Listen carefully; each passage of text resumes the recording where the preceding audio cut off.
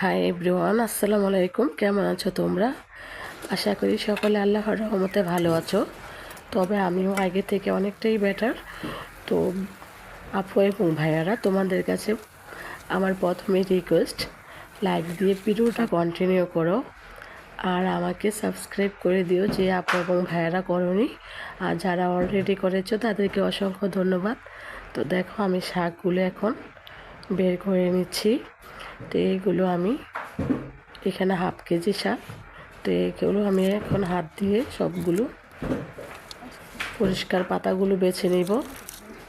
তো সবগুলো শাকেরই আমি পরিষ্কার, দেখো চাপ কল চেপে আমি কিন্তু পানি নিয়ে নিচ্ছি। আর আমাদের পানিটা প্রচুর স্বচ্ছ, সাপ্লাই পানির মতো। অনেক এলাকার মানুষের পানি কিন্তু এরকম স্বচ্ছ থাকে না।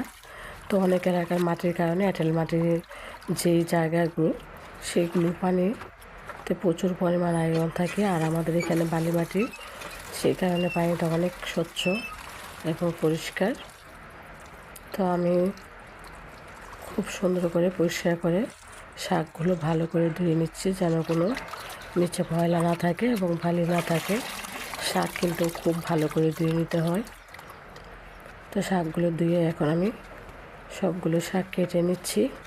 আর আমি হাঁড়িতে কিন্তু ভাত বসিয়ে দিয়েছি ওইদিকে। তো ওইটা ভাত বসিয়ে এই কাজগুলো করে নিচ্ছি। তো দেখো, ভাতটা আমার হয়ে গেছে। তো এখন আমি ভাতটা নামিয়ে নিব। তো একটা কড়াইতে আমি অল্প পরিমাণ তেল দিয়ে তার মধ্যে দিয়ে দিয়েছি পেঁয়াজ কুচি, সাথে দিয়েছি অনেকগুলো রসুন কুচি। তা আমি শাক রান্না করলে অনেক রসুন দেই। তো অল্প একটু লবণ দিয়ে আমি মাছের মাথাটা দিয়ে দিয়েছি। আর অল্প পরিমাণ দিয়েছি হলুদ। সবুজ শাক সবজিতে খুব সামান্য পরিমাণ হলুদ দিতে হয়। তো এখানে আমি আর কোনো মশলা অ্যাড করিনি, দিয়েছি শুধু কাঁচামরিচ।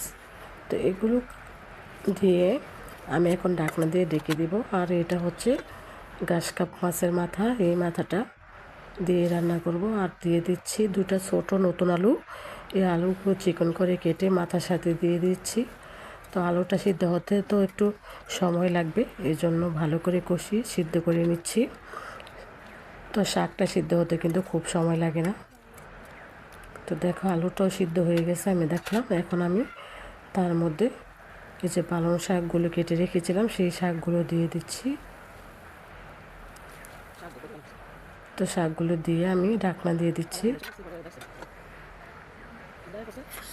তো ঢাকনাটা খুলে দেখো, আমি মাঝখানে একটু নেড়ে দিচ্ছি।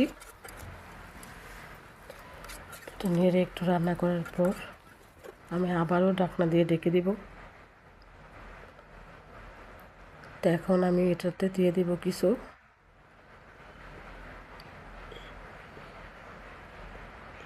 পেঁয়াজ কুচি।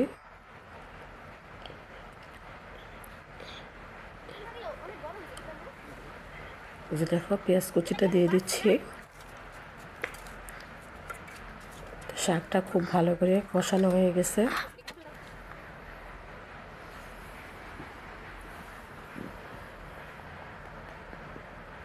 তো আমি হালকা একটু নেড়ে ছেড়ে তার মধ্যে দিয়ে দিব পরিমাণ মতো পানি।